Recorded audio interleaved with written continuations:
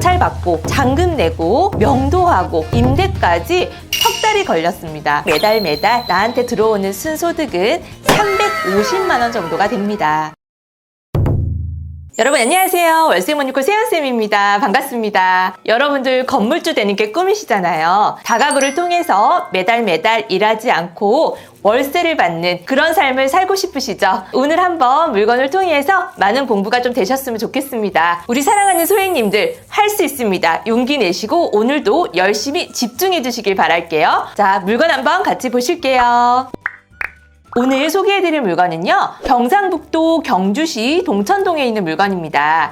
토지 면적은 74.597평이고요. 건물 면적은 122.5평입니다. 서울이 아니기 때문에 토지 면적도 꽤 넓어요. 서울의 경우에는 정말 30평, 45평짜리도 굉장히 많죠. 서울에 비해서 땅값이 굉장히 저렴한 지역입니다. 감정 가격은요, 6억 8,439만 1,680원으로 형성이 되어 있고요. 경주임에도 감정 가격이 그렇게 낮지가 않습니다. 그리고 두 번 유찰이 되어서 반값으로 세일이 됐네요. 3억 3,535만 2천원입니다. 해당 물건 사진을 함께 보시면 건물 컨디션 상태는요, 와, 굉장히 양호합니다. 아기자기한 면은 없지만 그래도 건물이 굉장히 깨끗하고 외관상 굉장히 튼튼해 보입니다. 그리고 1층은 필로티로 해서 주차장으로 잘 만들어져 있네요. 네, 이렇게 보시면 와, 현관문도 번쩍번쩍 굉장히 황금빛으로 해서 들어갈 때 너무너무 기분이 좋을 것 같아요. 복도도 너무 좁지 않고 꽤 넓네요. 그리고 현관문도 일률적으로 깨끗하게 아파트 현관문처럼 잘 되어 있고요. 복도 상태가 굉장히 좋습니다. 이렇게 여기는 이제 주인 세대가 사는 집인 것 같아요. 건물 앞에 도로 폭도 그렇게 좁지 않아요. 그래서 굉장히 좀 확 트인 그런 느낌이네요. 그럼 지도를 함께 보면서 입지적인 부분을 한번 공부해 보도록 하겠습니다. 해당 물건의 입지를 보시면은요, 주변에 초등학교가 가까이에 있네요. 다행입니다. 우리 물건 주변에는 다 주택단지로 형성이 되어 있고요. 자, 위쪽으로 한번 올라가 볼게요. 여기 항성동이라고 하는 동네에 이렇게 아파트 단지가 형성되어 있고요. 여기 현곡면, 네, 현곡면에도 아파트 단지가 형성되어 있네요. 경주는 인구수가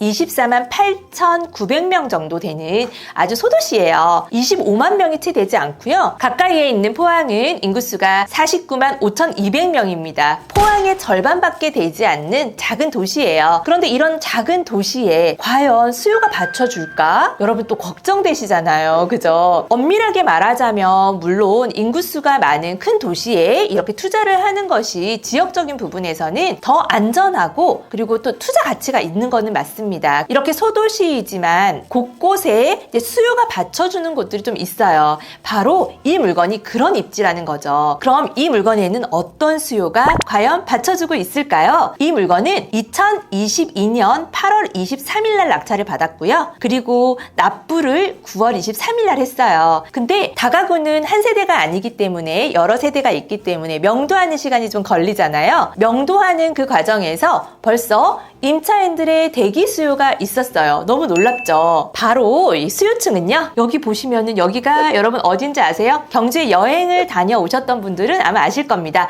바로 보문단지죠. 이 보문단지에서 근무를 하시는 공무원들의 수요가 있었어요. 그래서 9월 23일 날 잔금을 납부했죠. 낙찰받고 잔금 내고 명도하고 임대까지 총 넉 달이 걸렸습니다. 그러면 잔금을 납부하고부터는요, 석 달이 걸린 셈이죠. 굉장히 빠르게 임대를 다 맞췄어요.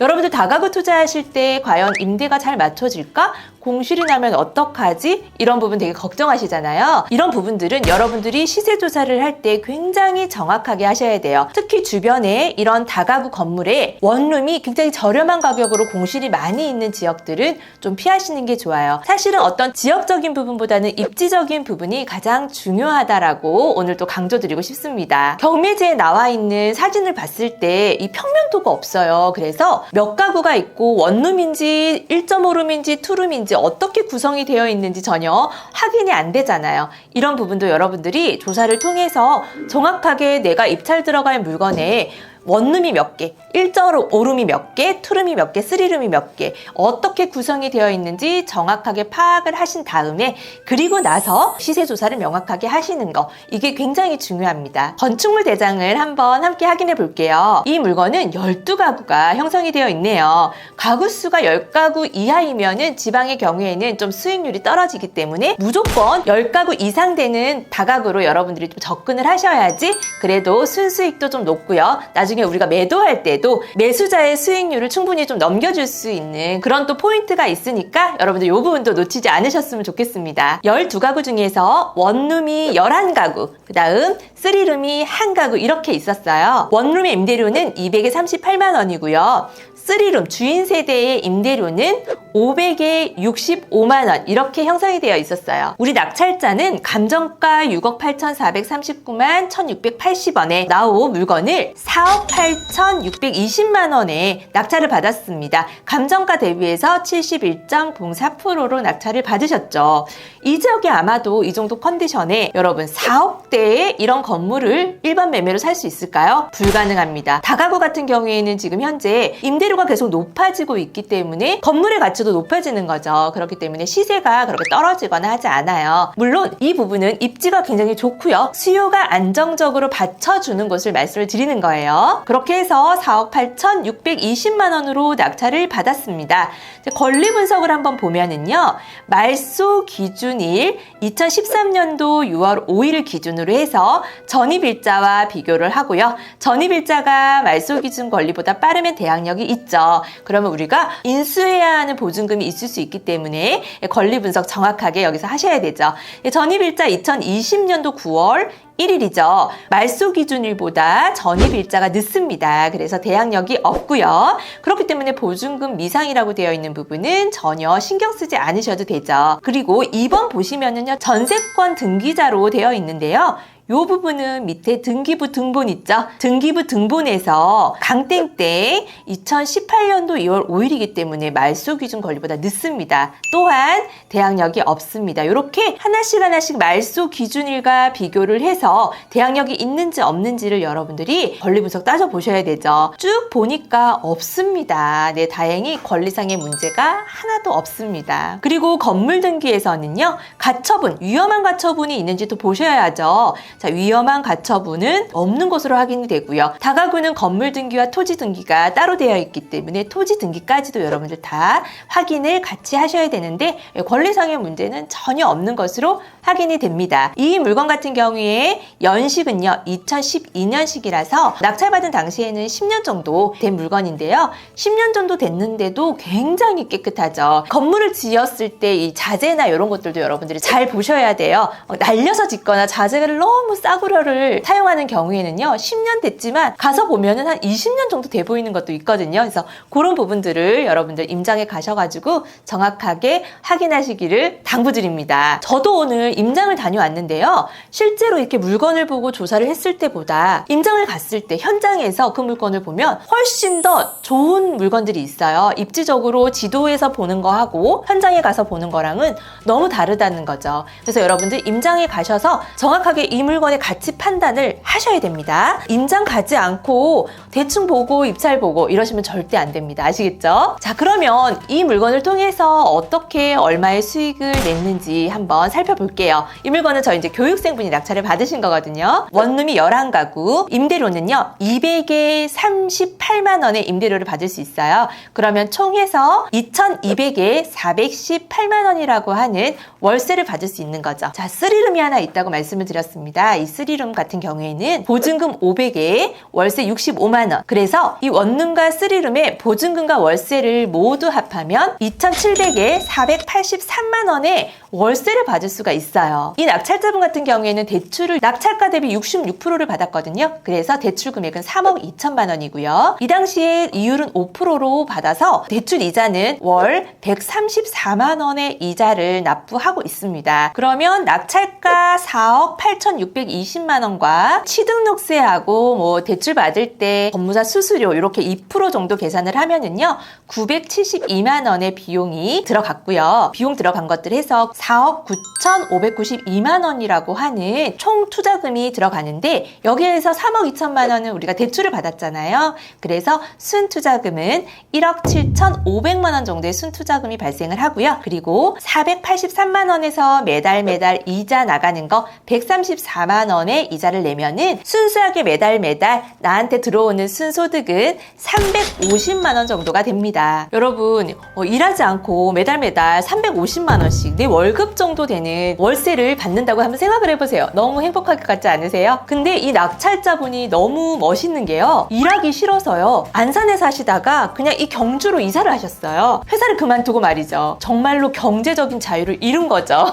물론 아직까지는 매달 350만 원 정도의 수입이긴 하지만 그래도 회사를 그만두고 이렇게 내가 원하는 곳에 내가 원하는 삶을 살 수 있다라는 거 이게 부자가 아니겠어요? 그래서 또 다음번에 어떤 물건으로 또 투자를 하실지 또 고민을 하고 계시고요. 저도 함께 지금 고민을 해드리고 있습니다. 얼마 전에 통화를 했는데요. 너무 행복하고 좋다고 말씀을 하시더라고요. 그래서 저도 나중에 나이가 더 들면 제가 원하는 곳에 가서 얼마 정도 살다가 또 내가 또 다른 곳에 가서 얼마 정도 살다가 이렇게 한번 살아보는 것도 굉장히 재밌겠다라는 생각이 들더라고요. 잠깐 다른 말로 좀 샜는데요. 자, 다시 한번 이 수익 계산을 좀 해보자면요. 낙찰가의 취등록세 이전 비용에 대출 받은 것까지 해서 초기 투자금은 1억 7,500만 원이었는데요.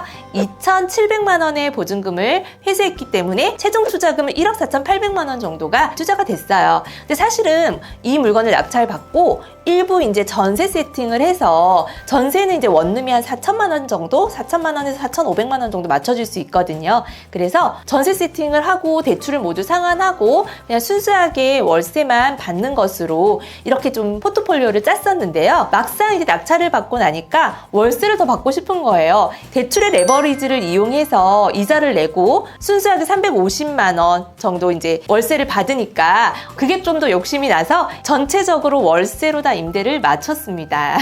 너무너무 축하드리고요. 그 용기에 다시 한번 박수를 드리고 싶어요. 이 영상을 보시고 투자금이 좀 많이 묶인다.